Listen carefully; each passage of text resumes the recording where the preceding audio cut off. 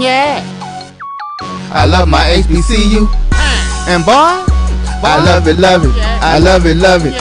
I love my HBCU, and man, I hope my team they won one. I hope my team they won one. Yeah, man. I hope my team they won one. I hope my team they won one. I tune into the HBCU Sports Lab to see if my team won or lost. If they lost, I'm quiet as a mouse. But if they won, keep tab. I'ma do the dab, yeah. Dr. Cavil, he know what he be talking about. Mike and Charles, they know what they be talking about. They compress the analytic data with this hip hop. If you know them like I know them, they gon' tell you if your team, if they won or lost, and who the ball, So listen to Professor, yes sir, and pay attention, cause he gon' teach a lesson.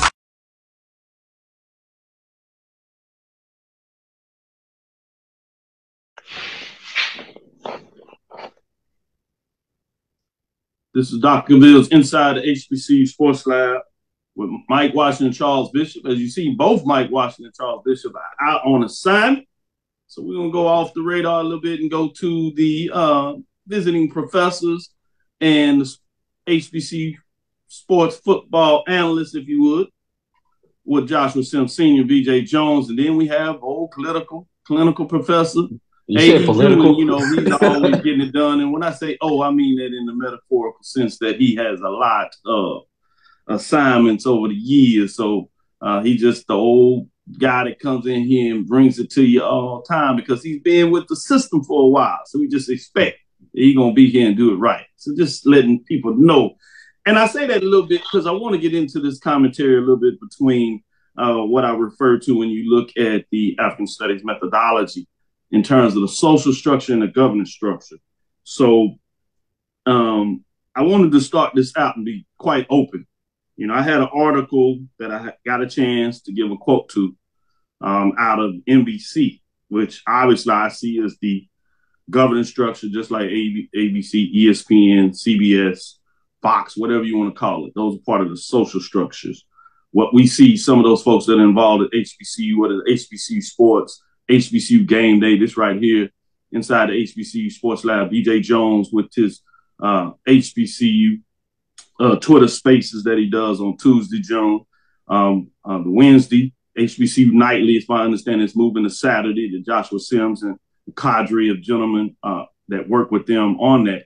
In a lot of ways, that's what you call, or what I would call, the governance structure. Who are we to each other versus social structure? What do people think of us in this greater framework that we live in the United States, and some people say even America? I mean, even across the world in terms of what that looks like.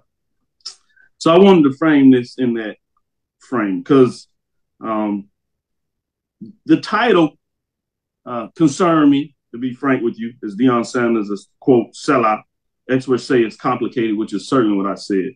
And other folks, HBCU Pro Football Hall of Famers' loyalty intentions were called into question when he traded an HBCU for a better funded. They use predominantly, I use historically, because that's another construct that they use that provides a different layer that allows as if historically white institutions has changed, and it doesn't give any historical context that they were found as historically white institutions for, at that time, mostly white men, later women, and then finally as they open up inclusion. While you have historically black colleges which were founded for black folks, but they never were discriminatory. Anybody could came to these institutions and they had. So it's a different framework when you look at who we are to each other versus how other folks see us. And I'll see that reframe again. And so when you talk about that, I want to go back and give y'all some insight just to let you know how this works. So if you would, Drew, pull up the first email. It's a little small. So hopefully I get a chance to kind of read it to individuals so they can see it in terms of what that looks like in case it's smaller than I would desire. But I wanted to show you because that's exactly where it came from. This is Char Adams, and she worked and writes, obviously, for NBC News. And so she's a columnist, journalist, if you would. So she said, hello, my name is Char Adams, and I'm a reporter for NBC News. I'm right an article about Deion Sanders and the reaction to his leaving Jackson State for Colorado. I would love to speak with you about the reaction largely from Black social media users and why you believe Black people are describing Sanders' departure as abandoning an HBCU. Would you be willing to speak with me in a brief phone interview today? I'd love to highlight your expertise in my story.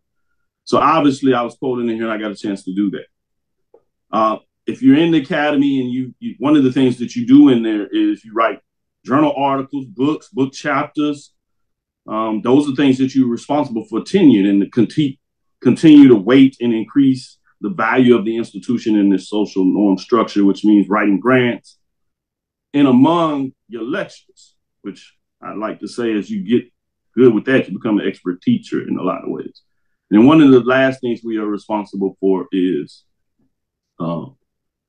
engaging with the institution in terms of service. And sometimes they can be outside of the university, depending on what that looks like, right? So notice the term she used, the governance structure. She said banding. But I guarantee you the individual and she happens to be an African-American woman in terms of that. She and her, she puts out the idioms out there to be recognized in that. And that's why I use that framework, because she put it out there from that perspective. But I would hesitate and I would question, I wonder who is the editor? What does the editor look like? Because it was purposely chosen to use in the title of the article, sellout. And if you look at anybody's quotes in there, they don't use that terminology.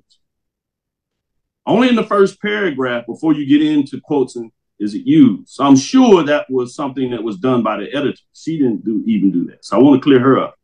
So I want to make it clear that we need to be understanding oftentimes there's tools that are used in this social structure that creates an environment where we argue with each other about things that we are having. And I'm saying this is an important conversation in regards to who we are to each other. So we can have this conversation with Coach Prime, Coach Deion, our expectations. We can have this conversation with Shaw Adams in terms of who we are to each other.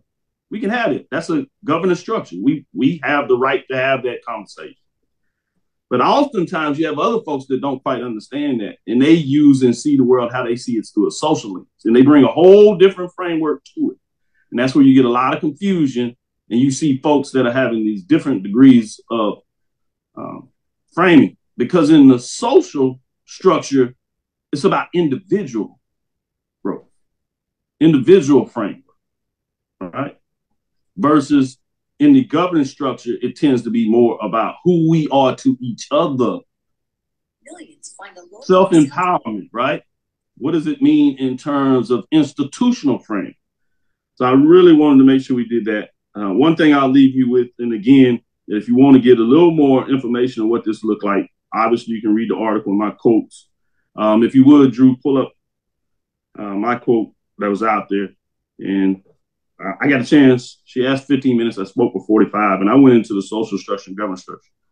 But she touched on the quote I had put in there, which is, as you all know, professor of health, kinesiology, and sports studies, specializing in HBCU sports at Texas University, said focusing solely on the financial incentives and upward mobility of Sanders' new job ignores the social identity. And I also talked about social separation, anxiety theory, those kind of theories are brought in there. I use fan engagement theory as well. But this gets to the bottom of it when you just say social identity. Of sports, as much as college football is a business and money driver, there's a cultural significance to the programs that manifests itself in life loyalty to teams, students, colleges, and choice. Quote, people are fighting two competing frameworks, end quote, Cavil, the co-editor of the Athletic Experience and Historic Black Colleges, University, Past, Present, and Persistence. Obviously, y'all are quite aware of the book. And so with that said, I just thought it was contextual to make sure that you got an understanding of where all it's going. The last thing I will leave you with before I bring these gentlemen in, they can give some thoughts on this if like, but we're really going to allow them to get into the football context where they are. where they thrive and stuff like that, because that's where the expertise is. And obviously they're free in this governing structure to give their opinions or whatever part of that. But I didn't want to spend a great deal on that. I wanted to take that onus on myself for this process, because that's where I've been groomed. That's where I lay out.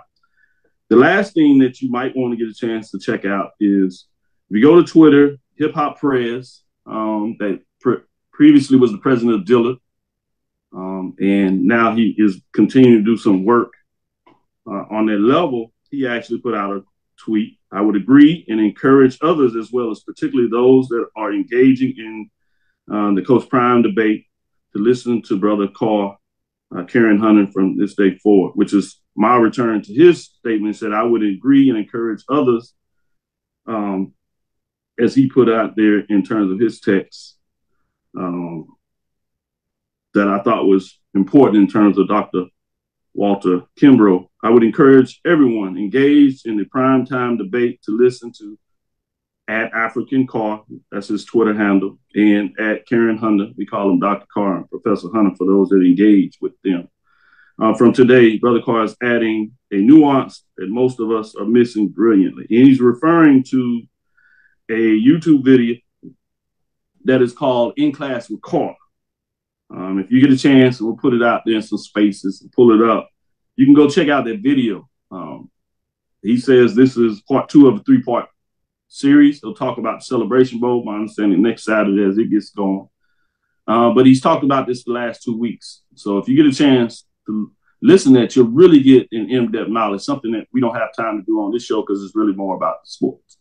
So with that being said, as we engage and get back into the sporting context, I thought that was important to put that on the table. This is the video that you see here where they start this dialogue. Brilliant folks that are in the space about who we are to each other. They like to use the frame. What is the decision? What is this? What does it do to free us in that space? So those that understand it and buying that can see that. With that being said, do you all have any additional thoughts that y'all want to share at this time? I'll go with you, Joshua, if you want to get into it. Go ahead. Yeah, I'm a kind of start it and just lay here. I'm gonna be quick on this. As you've seen, as everybody's seen through HBCU Nightly, we've had a lot of these conversations. I often refer to Dr. Cavil as the general.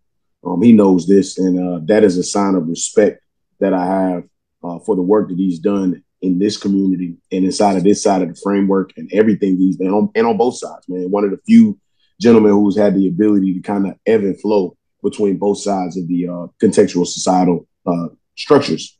And so I often refer to him as one of the generals. And one of the things that he brought to the forefront in HBCU Nightly 2 weeks ago was last week actually, was that we have to be careful about how we view and how we depict someone else's views. We were using the contextual idea of religious views, as we refer to it. It's a kind of an inside joke amongst the HBCU community about God and the consistency of Coach Prime's perspective as it pertains to God.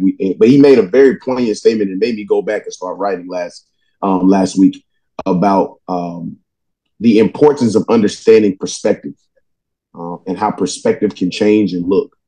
So I essentially landed my plane, this week on one centralized idea. And I do plan to do some more writing on this, but, and kind of gather some information and some data as it pertains to this statement that I'm about to make. And then, I'm going to pass it. But I am of the clear understanding that no institutions, businesses, corporations have done more for the Black community than the historically Black college and university. I was poised with a question about Dr. King as it pertains to if Dr. King was made via the HBCU or made via the Black church. And I want to make sure that people understand that I'm not doing, a comparative analysis between what's happened between the Black church and the institution that is the Black church. And because that's a social construct. They want you that's a social construct. Yeah. Exactly. They serve two totally different purposes, but they're complementary to each other. So exactly. And so I've landed my plane on being able to make sure that people, in the context of this conversation, it is allowed for me to be able to do something that I've always wanted to do. And that is highlight the impact that historically Black colleges and universities have had on our community, both in large and small effect. And so where I've kind of now turned my focus away from the Coach Prime component of this and Deion Sanders component of this, and I've now turned my focus completely to making sure that people understand the impact that historically Black colleges and universities have had, and in a lot of ways led by the general, Dr. J. Kenyatta Cavil, who's welcomed me in into this, but also by people like my grandparents, like my parents, who all went to North Carolina Central. My wife's parents, my wife's aunts and uncles and things like that, who all went to North Carolina Central. And this is all we know. So for those of you who are detractors, who may not understand the impact of HBCUs, who may not understand why components of and pockets of our community are so, you would say emotional, I would say passionate. I would say just understand that we understand the impact that historically Black colleges and universities have had, our greatness that we've sustained over the years, and why it's important for us to be able to put ourselves back on at the pinnacle of our community's impact, and wanting to see our student athletes that look like us come to our universities. And that's a larger conversation, I understand and recognize, but I will not come off of the stage that HBCUs have had the largest impact on the African-American community in this country. And these are the longest lasting businesses that our people have created. And, I'll support that with some data and some information as time goes by. But in the meantime, that is where I'm landing on this conversation. And I am I have a direct perspective as it pertains to that. My family would not be in the position that it is today had it not been for the HBCU. So that's where I am. Ooh, important context. And you have done that work on Twitter. As much as BJ Jones, as I've seen him correct folks that just kind of fly off the handle and make a comment. Yeah. And there's some folks out there that will check you in terms of your accuracy, not because they're emotional. They just check you because of your accuracy, and they'll put it in a line, maybe a sentence. If you're lucky, maybe two. Sometimes it's one word. I was like, wow, I love it. So coming to you, BJ Jones, because you're one of those architects that have done that extremely well. What are your thoughts in terms of what I opened the show with? I think the biggest thing that we've seen really over the last week is that a lot of the people who have seemed to have reveled in the idea and the thought that the HBCUs were broken down a peg look like us. That's the most troubling and disturbing thing that I've gotten out of this last week. And also, with the internet comes a great responsibility. The internet, we've been able to inform people. We've been able to inform the masses very quickly, much quickly than back in the day when we had the daily news and the town newspaper. And it's weekly news, more likely. Right. Black newspapers. Yeah. But it's amazing how an opinion and a picture, we put those together and create what we call a meme can go viral, can override the statements of a university as well as print media. So it's been amazing to be able to watch that and kind of see where we are. And then a lot of people who I said, they don't understand nuance. They don't understand deductive reasoning and things that you would expect college-educated people to understand. Every argument is not a this or that. A lot of it is a this and that. And it's amazing that people don't understand that. So I think just this entire week just has been, it's been interesting. Haven't seen a lot of Jackson State people, contrary to what people believe, that have been very upset. They've been, more like, hey, water off of a duck's butt than most other people, right? Right. But it's amazing how in these narratives get created, and it doesn't matter if the narrative is correct, if it's sustained by fact, if the narrative out there, we're just going to keep running with it because that's the narrative. With that being said, 80 Drew, as we close on this, did you want any final thoughts on this, or are you ready to go to the break? All right, no, I got to get a piece of this also, Dr. Cavil. I didn't want to force anybody. And BJ, you know why people like that and it different? It's this long thing that I learned a long time ago. Perception is reality. I'm pretty sure it's bright and sunny where each and every one of us is here. But if I told you it was pitch black, dark, and snowing outside, and you believe that in your mind, there's nothing that I can humanly do to convince you that it's not pitch black, snowing, and cold outside. I'm sorry. That's just the type of people that we are. Here's the problem, BJ. There are two different cultures. There's black culture, and then there's HBCU culture. Just because you black does not mean that you understand HBCU culture. I have many of African-American friends who've gone, some of them gone to historically white colleges, some of them didn't go to college. But if you have never embraced yourself with the HBCU culture and understand and recognize that HBCU culture, there are just certain things that you cannot truly feel. Now, the four of us have had the pleasure of embracing and living the HBCU culture in our all respective institutions. Dr. Cavil as an undergrad student at Prairie View, you as an undergrad at Southern, Joshua as an undergrad at Central, and myself as an undergrad at Florida A&M. And you know, the one thing that all four of our schools probably have in common, I'm not going to say probably, they do have in common. Our institutions were started with both hands behind their back. For those of us who went to a public institution, we got the worst draw when it came to the location of our school. You tell me any public institution that's an HBCU that is not either across the railroad tracks, by the graveyard, in the valley or swamp, or up on the hill.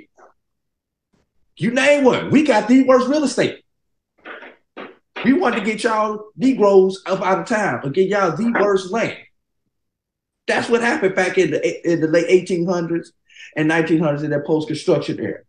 It's either that or your institution was started by a church who wanted to help educate the African-American students. And, you know, the funding for churches are low. So with that, we started with both our hands behind our back. We have come a long way, and we are living in a social experiment. We are now getting ready to begin phase 3 of that social experiment. Phase 1 was pre-prime. Phase 2 was just 3 years that we had prime at Jackson State. Now we're beginning phase 3 of that social experiment. So in about 2025, there's going to be some master's student or doctoral student who will be able to put together an equation and write a great thesis or dissertation based on a full evaluation of the prime effect. And I might know who should do that. Charles Bishop, as he is in the doctoral program. So great way to close. If there's anybody that has the ability to navigate this space and do it quite like anybody else, because he is of the governance structure in more ways than we can examine, versus somebody doing it from outside in terms of the social structure. With that, get back. We'll be right back after this quick break and get into the football context and really give you some information about this Celebration Bowl. Somebody's going to get a T-shirt that says Champion 2022. We'll see what that looks like on Saturday, because this becomes about us. We're going to break down and give you some insights of the players, coaches, and see what these gentlemen really think in terms of this matchup. We're going to take you inside quite like you've never seen before. Stickers will be right back after this quick break.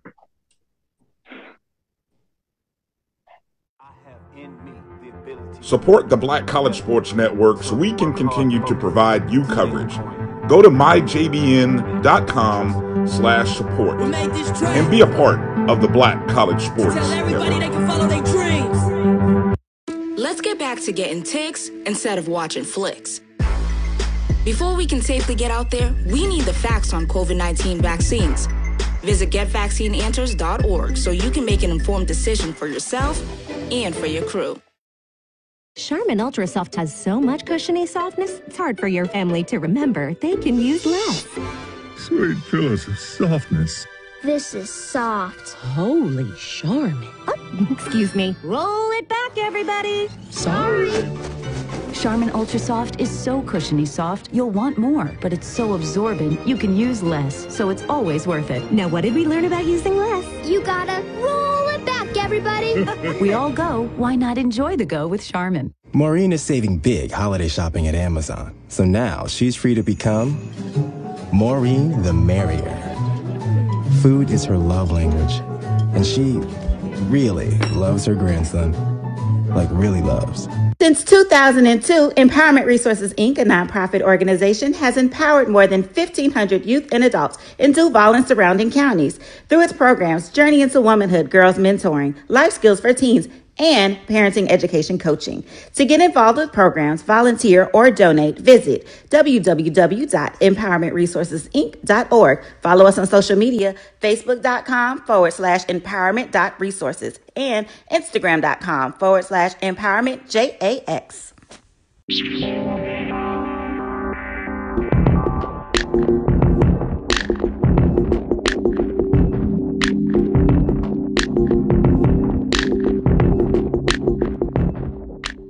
Press the analytic data with your hip hop. If you know them like I know them, they gon' tell you if your team, if they wanna lose, and who the ball.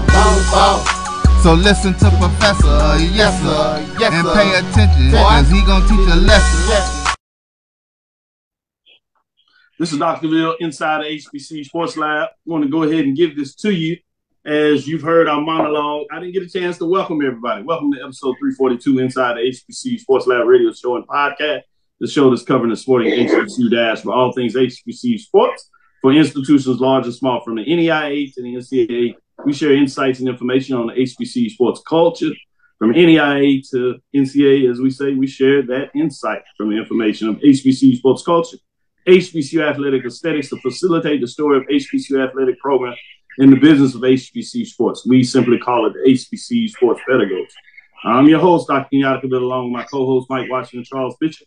I did tell you both gentlemen are on assignment, and we're filming from our home studios and sending a signal live to KCH 1230 AM studios with Texas Radio Hall of Fame, multi-Hall of Famer Ralph Cooper and the beautiful home Texas Southern University from Houston, Texas. As I did, I gave you the introduction as we have Joshua Simpson, DJ Jones, and A.D. Drew. Kind of gave you opening monologue. Now we'll get into the sports, but I did want to take a quick break. And we'll come right back on the other side and really take a deep dive, because I want to get into the All-American players, the numbers from particularly North Carolina Central and Jackson State, and ask these guys a little bit as we get deeper. We talked in the previous week about the quarterback. We even talked about defensive back and the linebacker in terms of defensive player of the year. I want to get into some of this offensive line play, this defensive line play, where these guys will surely tell you the game is going to be won. And many of you all know this. So I want to get into that exercise and that minutia in that level of detail. To stick with us, we'll be right back after this quick break.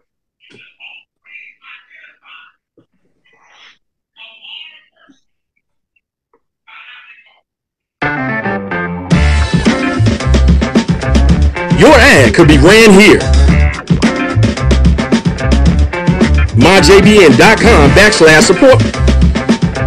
MyJBN.com/support for more information.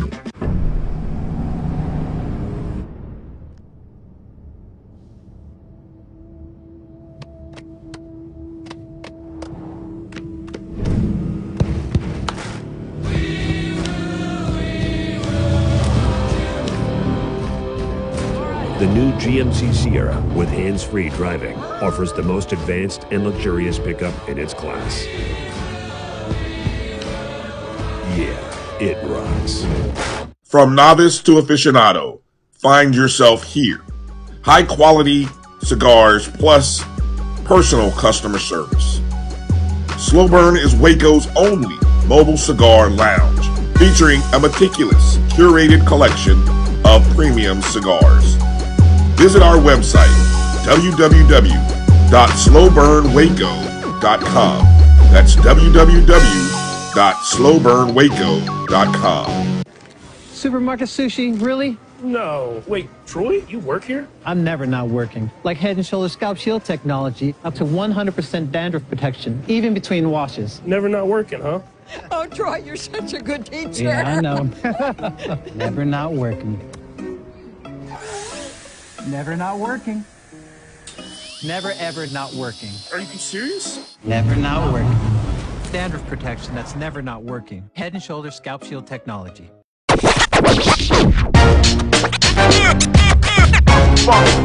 It's like a loop machine. Going around town, trying to get down. Press the analytic data with your hip hop. If you know them like I know them, they gon' tell you if your team, if they wanna lose, and who the ball. So listen to Professor, yes sir, and pay attention, cause he gon' teach a lesson. This is Dr. Ville inside the HBCU Sports Lab with Mike Washington, Charles Bishop. As you know, they're out on assignment, so we have the football gurus and the clinical professor. As we have these adjunct professors in here getting it done, Joshua Sims Sr., BJ Jones, AD Drew.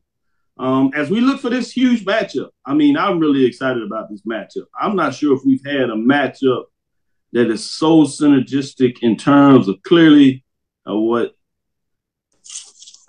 will be the best two teams this year in HBCU football in terms of coming in this game that happen to win their conference champions. When we talk about the 9-2 North Carolina Central Eagles and the 12-0 Jackson State Tigers sitting at 2-1 respectively. But let's get into it. We've talked about the quarterbacks, and we'll do that in the last segment. But I want to get into these guys that were on the first team and second team. For the MEAC, talking about the quarterback, Davis Richards, as you would imagine, as he was player of the year, a junior, Belgrade, Florida. He was a first-team player representing North Carolina. Then you go to the running back, Latrell Collier, North Carolina Central. He's out of Bluefield, West Virginia. Redshirt junior. Center, Caroselli Simpkins III. Sophomore, Charlotte, North Carolina. Offensive lineman, Corey Bullock. Junior, North Carolina Central. Out of Maryland. Do you know what that city is? How to pronounce that? I have no idea how to pronounce it, and they probably done joked on this kid all year long about where he's from.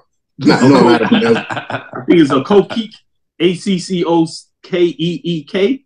And I'm sure you're right. They probably have given him a great amount of grief in terms of where he's from. And I'll leave it at that. Another offensive lineman, Robert Mitchell, redshirt senior, North Carolina Central, as Millsboro, Delaware, to kind of round out those members that were on the first team offense. That is 5 players. And before we turn around and get to Jackson State in the defensive side, let me go to you, Drew. What are your thoughts when you talk about the accumulation number of talent that you see on the first team? Does that resonate with you going into a bowl game, championship type game for you? Well, for me, I like to look at first teamers in the trenches, offensive line, defensive line, because when it's all said and done, that's where the game is really won. Skill players are skill players. I mean, you could go out and get you 4 or 5s. You could go out and get you somebody who can catch the ball, somebody who can tackle.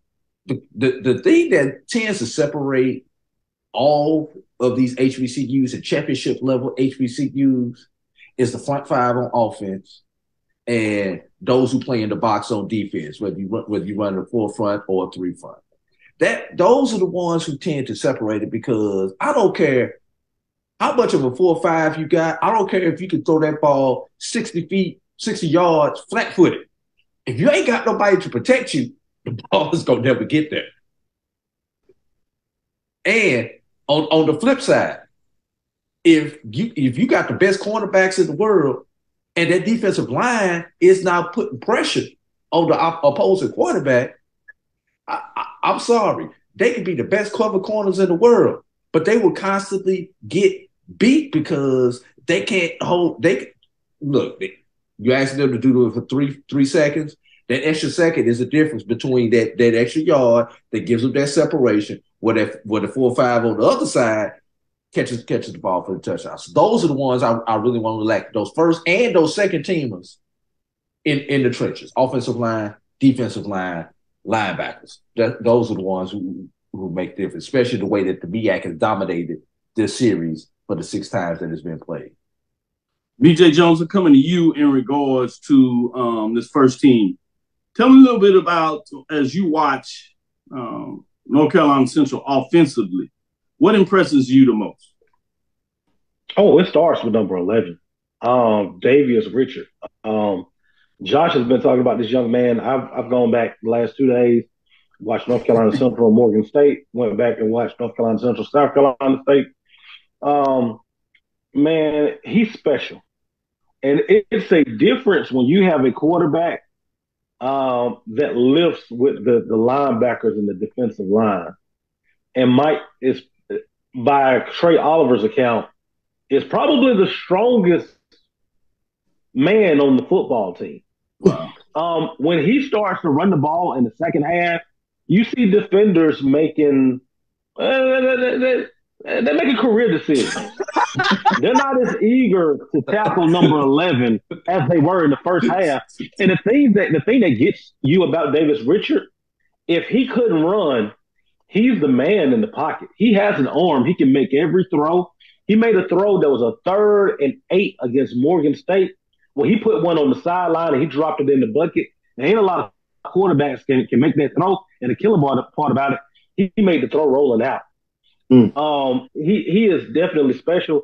The collection of backs that North Carolina Central have all bring something different to the table. And you don't know from game to game which one of those guys are going to get off. And that center up front, he has had a dominating year. There were some touchdown runs they had where he basically took either the nose guard or the tackle, and oftentimes the linebacker. And when the play was over, they were back there by the safety. Like, he's had a dominant year. And the thing about North Carolina Central that people are really, really going to really pay attention to quick is how physical they are. Not just defensively, but offensively as well. Joshua Sims, I know you really talked to us about Davis Richard. You know, you've told us many of the things that we need to understand what makes him special. You even got a chance to share about your running back, Latrell Collier from North Carolina Central, when I say yours. But I want to get in a little bit about this offensive line, particularly those on the first team. I want to give them a little shine. Center, Simpkins, the offensive lineman, Bullock, as well as Mitchell. Talk a little bit about what makes them good. Obviously, BJ Jones talked about the physicality of those offensive linemen. If you would go in a little more and tell us why we need to understand these particular guys as first teamers, but that offensive line in general. Yeah, we the North Carolina Central brand of football under head coach Trey Oliver is almost a renaissance back to what it used to be in the 90s when we played Division II football. And nobody understands this better than probably Trey Oliver, you know, having played on the team in the 90s. And where it started and ended for those 90s football teams that were in North Carolina Central is that offensive line just wanted to punch you in the mouth and see if you was going to respond. And even if you did respond, they were going to continue to metaphorically punch you in the mouth for 4 quarters to see if you would fold. And so when you look at this offensive line is very resident of our head football coach. You know, whether it's Simpkins or it's Mitchell or it's Bullock, I've seen these young brothers develop. And this offseason, I talked about that. I talked about that as much as I talked about Davius Richard being, and all of the accolades that he was bringing back this season. That offensive line for me was the point at which I said there was not going to be any team inside of the MEAC that would be able to play with us. For those of you who did not get a chance to watch that South Carolina State game, the offensive line absolutely dominated that South Carolina State game. We made mistakes at the skill position. A.D. Drew just talked about we can go grab the skill position guys from just about anywhere you can. It was the skill guys that made decisions, that made mistakes. It was a little bit of the play calling in certain situations that caused us to lose that game. But one thing that we know for a fact this entire season that has been the most consistent part of North Carolina Central football has been that offensive line. Robert Mitchell, is an absolute dog. It's not a coincidence that this young fella was named offensive lineman of the year. It's because of how dominant he's been in the trenches. And one of the things that people have to also kind of recognize about Central, and if you paid attention to the season, is slowly but surely we've rolled in some depth. Some of our young guys that normally probably wouldn't play, as we were getting up on teams like Morgan State by 20-some-odd points. Yeah, I'm taking a shot, Morgan. About 20-some-odd points. Some of these young guys, we put them in the game, let them get some experience.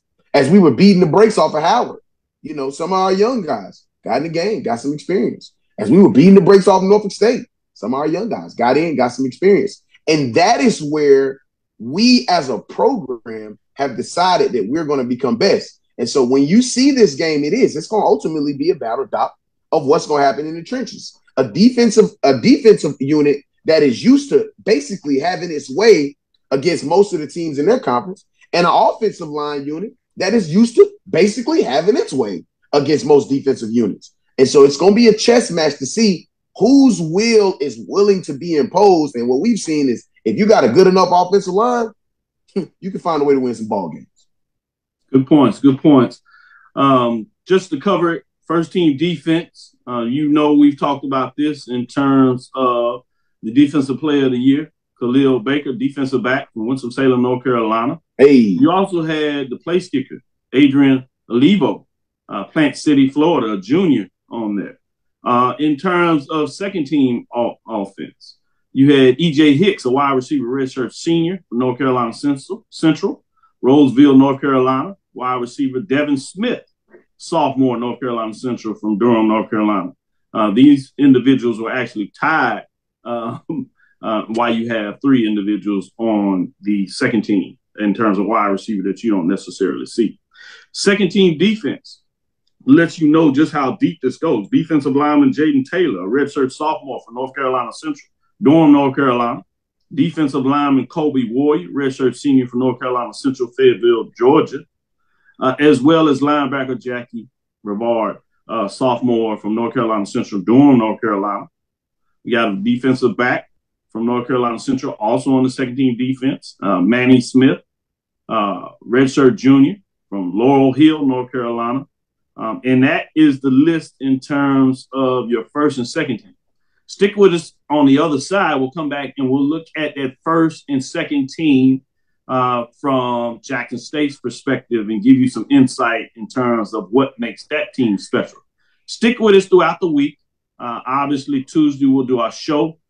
Thursday, I will be in Atlanta, so we'll do a live show there at that time. We're working on seeing where we'll do the show at.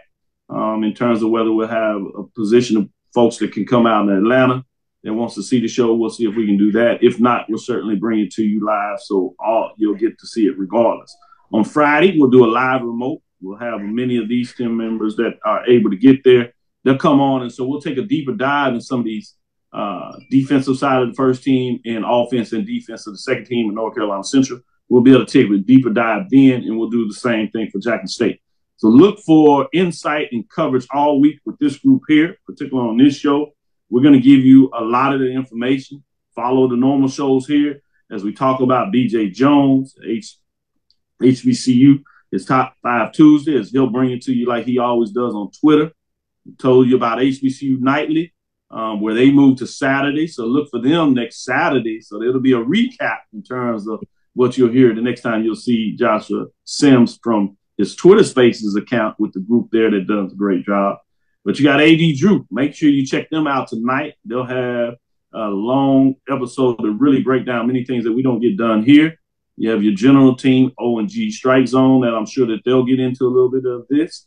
Go back and check out Carlos as he brings it to you in terms of Saturday.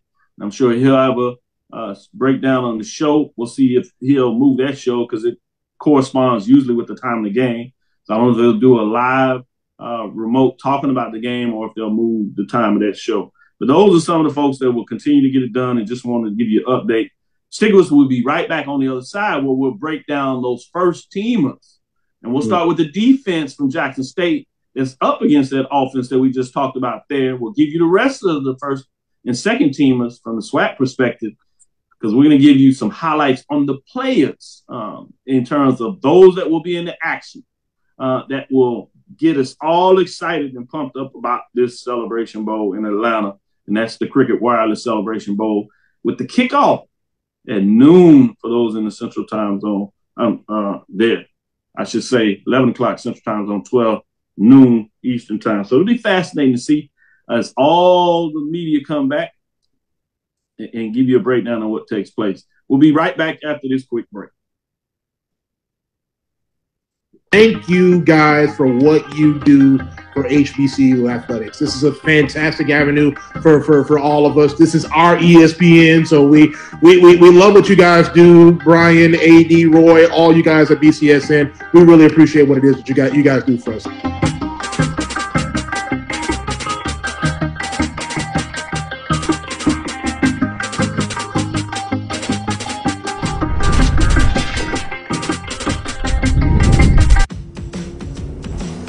Don't worry, Ma. We'll be there soon. We? Is this the one? Well, let's say I found the one who takes me to another level. Always stays calm under pressure. Most importantly, the one that helps me discover the coolest places. This sounds wonderful. Come outside, I'll introduce you. They're here. Definitely the one. Introducing the all-new Nissan Frontier.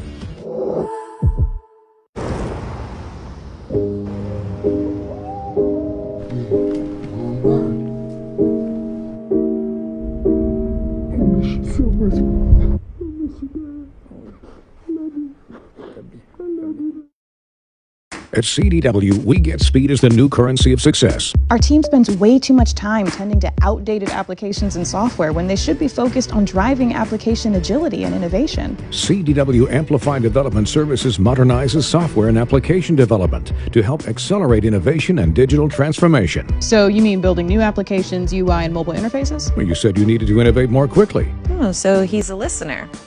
To do more at scale, trust CDW Amplified Development Services.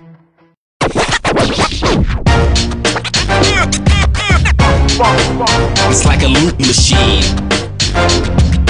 All around town, people trying to get down.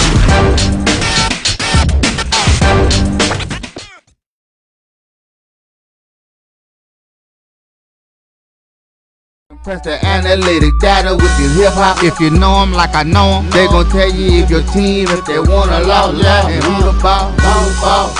So listen to Professor, yes sir, and pay attention, cause he gon' teach a lesson. This is Dr. Lil inside the HBCU Sports Lab with Mike Watson and Charles Bishop. Again, they're out on assignment, so we have none other than BJ Jones, AD Drew. Joshua Sim Sr. will be right back with us. As we talked about the superlatives of those offensive players of the year, which included our offensive lineman of the year that we mentioned in terms of first team that we broke down for North Carolina Central. Robert Mitchell, just to let you know how nice he is. Obviously, we talked about the coach of the year, Trey Oliver. Let's get back in and give you a breakdown of what that looked like on the SWAC side of those announcements. As you imagine, first and second team players of the year were literally littered with Jackson State players. And we're going to focus on our guys because they're in the Celebration Bowl. Defensive player of the year, as you know, was Aubrey Miller Jr. We highlighted him last week. Shador Sanders with Jackson State. You had the freshman of the year, Kevin Coleman Jr. from Jackson State, wide receiver that was part of that top 50 recruiting class that included obviously the number one recruit in the country. And then Coach of the Year was Deion Sanders. I wanted to focus on this first team. Obviously, we talked about North Carolina Central offensively. We gave you everybody. So we're going to focus a little more on defense, first team, and give you those from Jackson that you need to consider as you get into this. Defensive lineman, you have Niles Gaddy from Jackson State. Obviously, linebacker Aubrey Miller Jr. from Jackson State. Defensive back Cameron Simmons Craig are your defensive players in there. So I'm going to start with you, BJ Jones, to talk about this defensive unit and what they get done in so many ways. Let me know your thoughts in terms of what is going on there. Oh, man, defensively, Jackson State applies a lot of pressure. Niles Gaddy, we talked about him being on the first team, man. He's an imposing figure, standing at 6'6". It is very difficult if you think you're going to throw the slant game with 6'6" coming off the defensive end. And he's probably the most improved player from last year. Some of the feedback I got from scouts coming into the year that he was kind of stiff, and that kind of was hurting his evaluation. But he's kind of improved that. Very improved player. Transfer, I think he's only going to get better. To me, the straw that stirs the drink defensively for Jackson State is Cameron Stillman, number 7 back there. He makes play after play after play after play after play. Very special. I know that Aubrey Miller will get a lot of the attention, but Stillman Craig, whether it's through the air, supporting the run, he is the drink that stirs that Jackson State defensive drink. And then you talk about Aubrey Miller, man. What he's able to do is bang. He's a force on the inside. He makes sure tackles. He doesn't miss a lot of tackles. SWAC Defensive Player of the Year, as you guys just said. Defensively, this unit, quite frankly, the best in FCS football. When you look at the yardage they give up, points per game that they give up, had an anomaly last week against Southern when they gave up 24 points, and the amount of yardage they gave up was season high as far as points and yardage. Right. But consistently throughout the year, this defense has been this defense is the reason that this team is in this ball game. Make no mistakes about it. And it's just the work that Coach Hart and Coach Zimmer and can't forget Dennis Thurman, they've done on that side of football 2 years in a row. Man, that's really good information when you break down. And like you said, Dennis Thurman, the way he is so aggressive in terms of attacking the offensive at the FCS level, understanding that is a lot for an offense to take down, and more times than not in terms of just what it takes to consistently beat that. He'll take his chances. With that, I want to go to you, Drew. Same framework in terms of that defensive players. What are your thoughts? And I imagine you like to focus off us on the defensive line like you talked about the offensive line. And I think you put a little bit of that in there in terms of the defense. Talk a little bit about Jackson State defensive line as it's led, at least by the first teamer, Niles Gaddy, Also, in terms of that second team defense of some other players, the focus on that defensive line is Justin Reagan. That's alongside and at times plays alongside Gaddy in terms of what gets done there. So tell us a little more in terms of your thought about this defensive line, and now you get a chance going up against the offensive line that you talked about earlier. Break that down for us, and what particular things are you looking for in that matchup that's going to give you indication of who will have the advantage throughout that game? What makes this Jackson State defense special is their ability to stop the run and to make teams one-dimensional. They go through, they stop the run early, along with their offense being able to put up some quick early points. And teams have this thing when they feel like they get down by more than one score against Jackson State. They need to panic, and they need to go outside of their character and sit back and try to throw the ball. Well, when you sit back and try to throw the ball against this Jackson State defense, that's what Coach DT wants, Dennis Thurman. He wants you to sit back and try to throw the ball all day so he can come with those exotic blitzes that he likes to do. Once he gets to the point where he can blitz you, leave those corners out there in cover zero situations and just come out and put more pressure on you. The more pressure he puts on you, the more turnovers this defense causes. Well, what I'm going to be interested to see is I haven't seen Jackson State face a team thus far this year that seems to be as committed to the run game as Central is.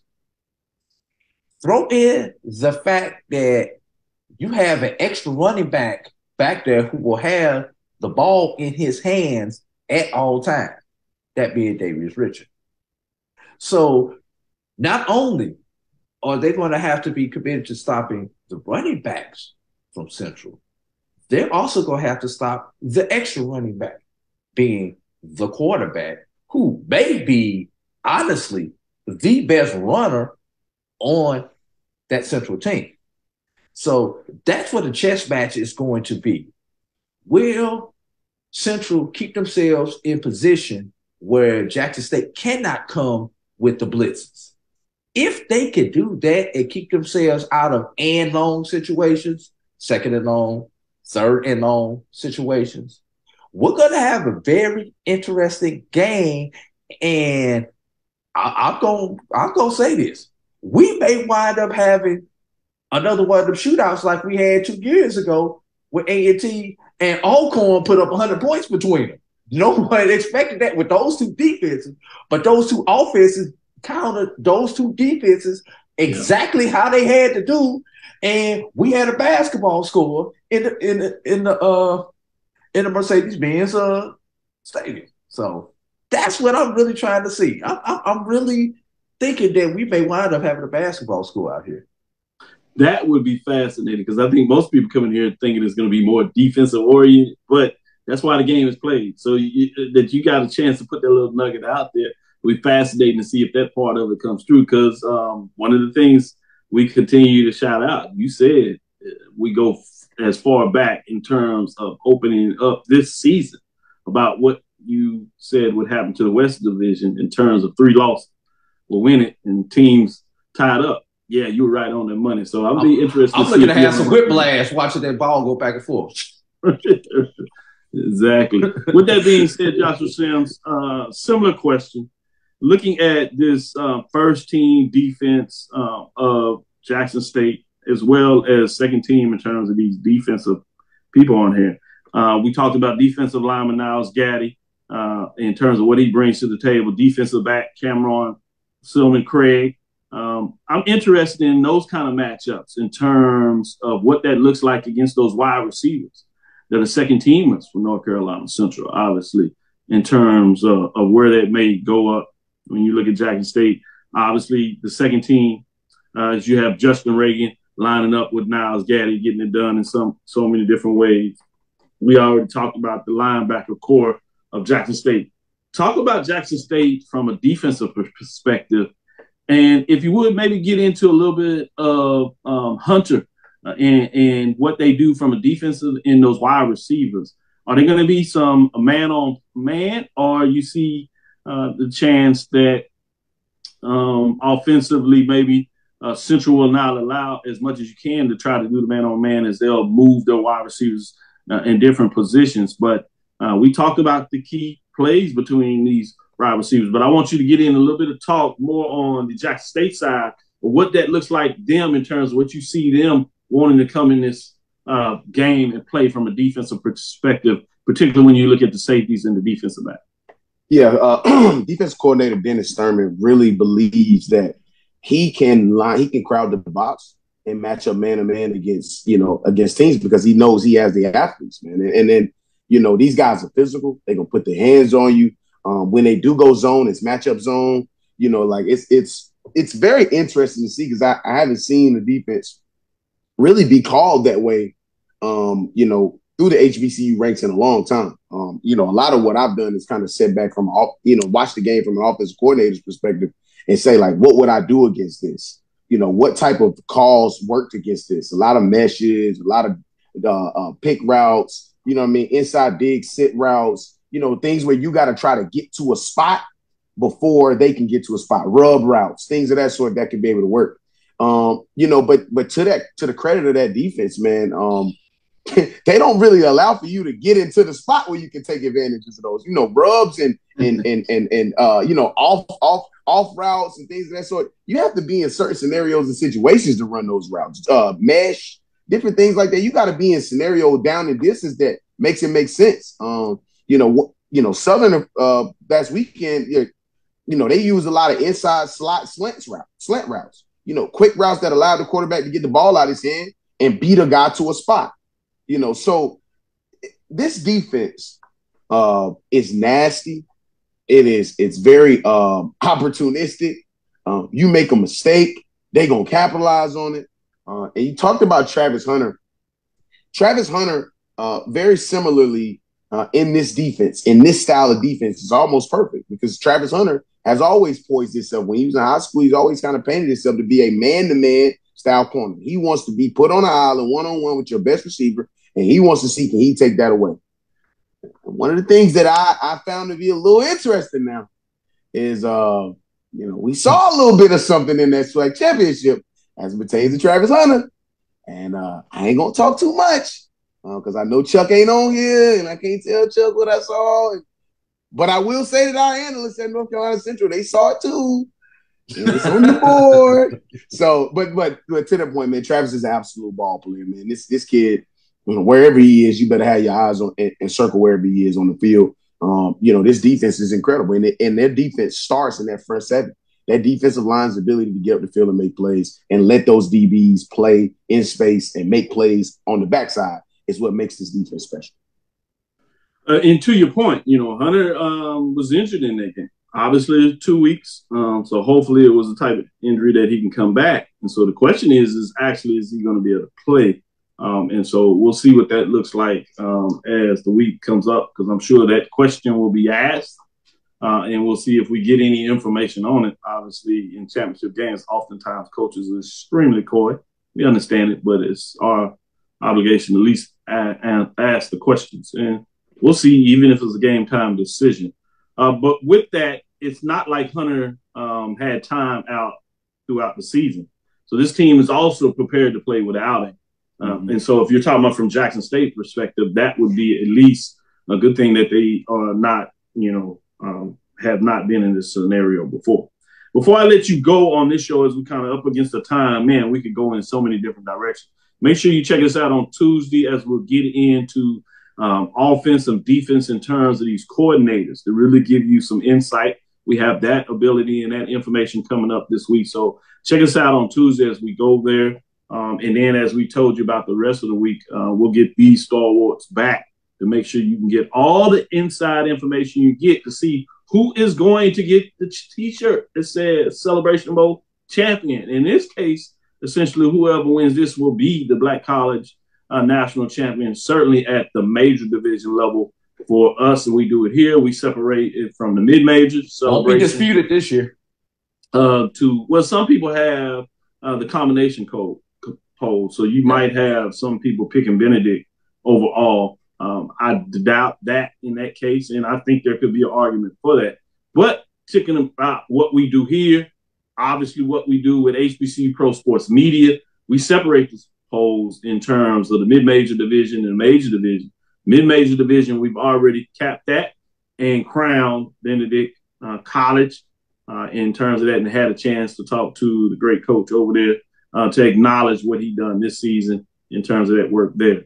What I did want to close on the show and just kind of go to each one of you, and I want you to answer this from both sides, North Carolina Central, Jackson State. What does North Carolina Central have to do to come out victorious in this matchup? At the same time, what does Jackson State have to do to come out victorious in this matchup? Starting with you, AD Drew, what are your thoughts? What would you say the one thing that Jackson State has to do to get this victory, and what is the one thing that Central has to do to get this victory? But Jackson State it has nothing to do with physical, it has nothing to do with X's and O's. They have to keep this us against the world mentality with all the outside distractions and detractors going on.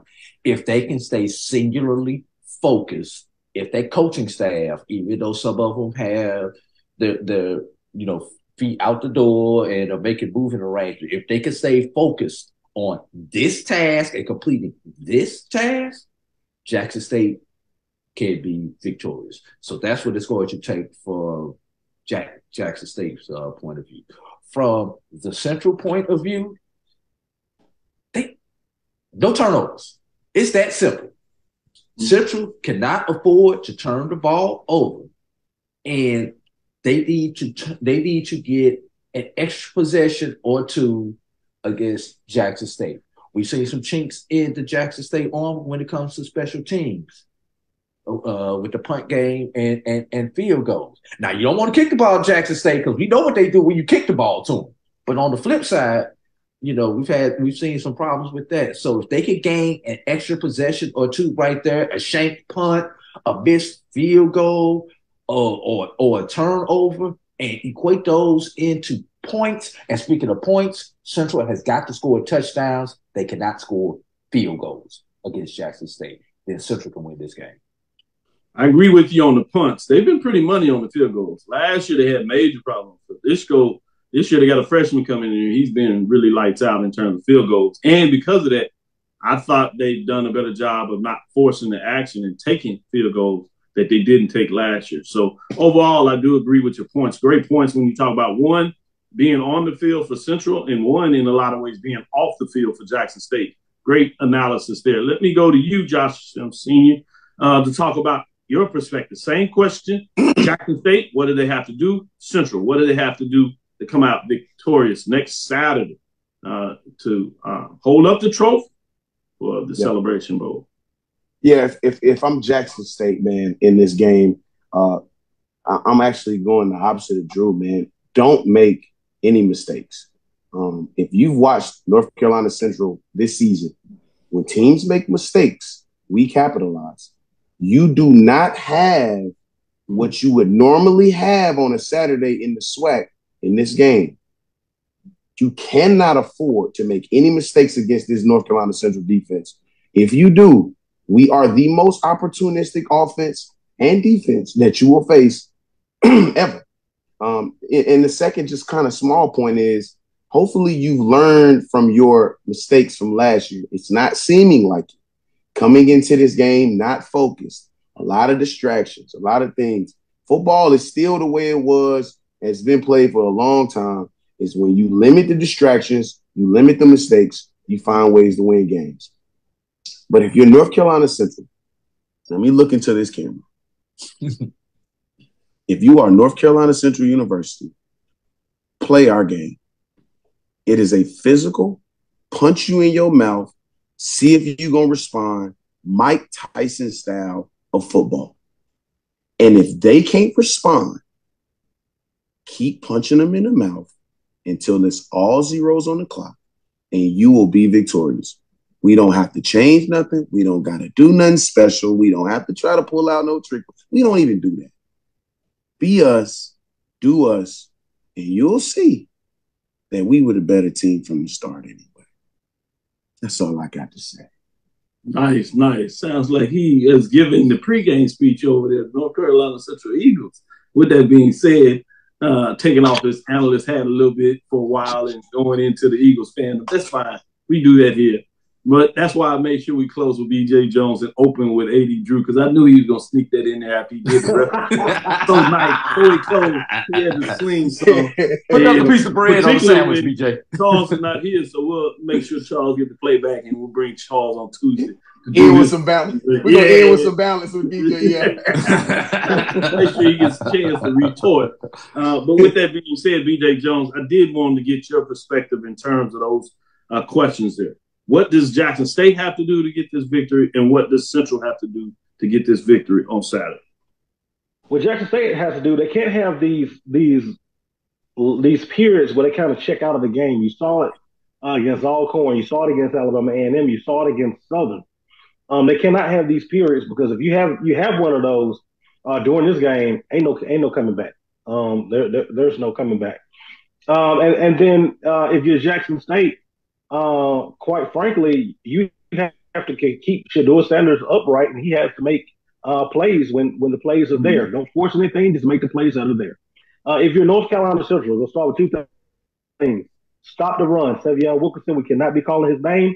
Get Shedeur Sanders uncomfortable. He is a completely different quarterback once you hit him and he's uncomfortable. Also, looking at the Celebration Bowl last year, the big difference in that game, South Carolina State was physical from the jump, and you saw in the second half, Jackson State guys looking up at the clock like, man, how much time we got left?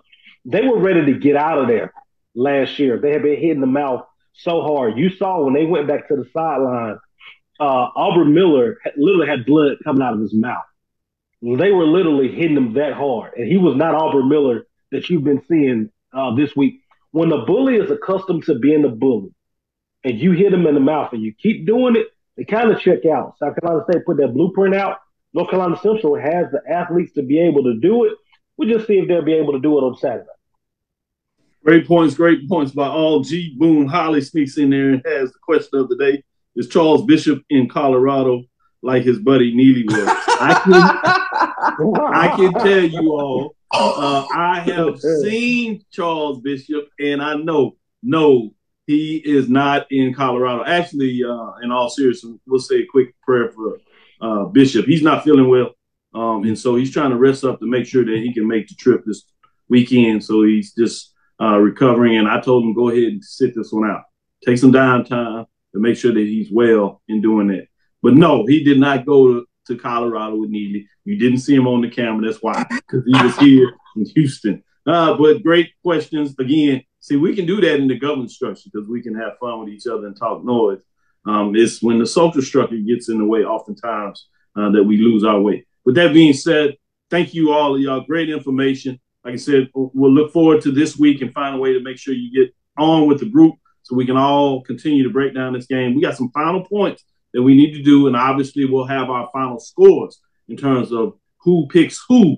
We'll kind of save that and stretch that out. We'll find a way to get that to you, whether we record it or get these folks back on camera to do it live. I didn't want to do it this early because a lot of things that happen. We're still looking at news. We got some time to do that as we will give you the lead coverage on Black College Sports, downloading JBN, my BCSN, following all the shows. You'll get your latest updates in terms of what to expect as you get into Atlanta, or if you can't get there, you tuning in. We'll break down all aspects of this game, from the business side to the cultural side, to the mental side, obviously the physical side, what's on the ground in terms of the players, all-stars, who to keep your eyes on. We'll give you the framework also in terms of what that looks like in terms of those calling and making plays. With that being said, thank you for listening to Inside the HBCU Sports Lab. Make sure you share our podcast with your friends and family. I am Dr. Kenyatta Cavil, the Dean of HBCU Sports, coming from inside the lab in the College of HBCU Sports with Mike Watson and Charles Bishop. Again, we want to thank you for listening to Dr. Cavill's Inside the HBCU Sports Lab with Mike Watson and Charles Bishop every Tuesday and Thursday at 6 o'clock Central Standard Time. We look forward to next week as we discuss the latest news in the lab. Follow me, Dr. Kenyatta Cavil, on Twitter, Facebook, and Instagram. It's DrKenyattaCavil. Obviously, make sure you follow AD Drew. They'll be on tonight with Brian and AD. I can't wait to see where they go. Might have a surprise guest. Looks like they'll be reaching out John Grant to give you some insight, the latest of what's going on there. We had them on Thursday, so you can go see what that was like. Before that, on Tuesday, we had Jay Walker to give us some insight in terms of the game analysis. Obviously, tune in to BJ Jones on Tuesday as they get into HBCU top 5 news, what's going on there. And follow him on Twitter because he is wonderful in terms of how he provides jewels here and there and checks people when they get out of line, frankly, to tell you that. Joshua Sims Sr., he's right then masterful in the way he does it as well. So make sure, again, you check them out. No HBCU Nightly on Wednesday this week. Never know, things come up, so just keep an eye on it. Something might dictate the need to do it, if not on Wednesday, the latter part. But he certainly will be there on Saturday night to make sure you get your first update in terms of the post game. Everybody's thoughts in terms of what that looks like. AD Drew continues to give it to you and give you all the information and stands in the gap for what we do Again, we're working on, last year we were able to give you a Sunday show to kind of close things out. I'll actually be in the air. So if we do it, it might come later. We'll continue to give you that information to give you updates there. I'll be headed to Las Vegas to make sure you can get the latest and most update news as we go from one sport to the next sport. We go from football to officially closing things out in terms of the season with the Celebration Bowl. Then we have the Chris Paul Basketball Classic with North Carolina A&T, Texas Southern University, Norfolk State, and Hampton playing in that game. I'll get the chance to see the second series of games there live on Sunday, so I'll be in Las Vegas. First games are played later, and we'll watch those on television to give you updates there after the Celebration Bowl, as they'll be played Saturday. So just giving you a lay of the land for this week. A lot going on. We'll be here. With that being said, dream big, continue to move forward. We will talk with you soon. Drew? Of course. Sims? Lecture. Jones? Dismissed. Yeah, holla, y'all. Money, great job.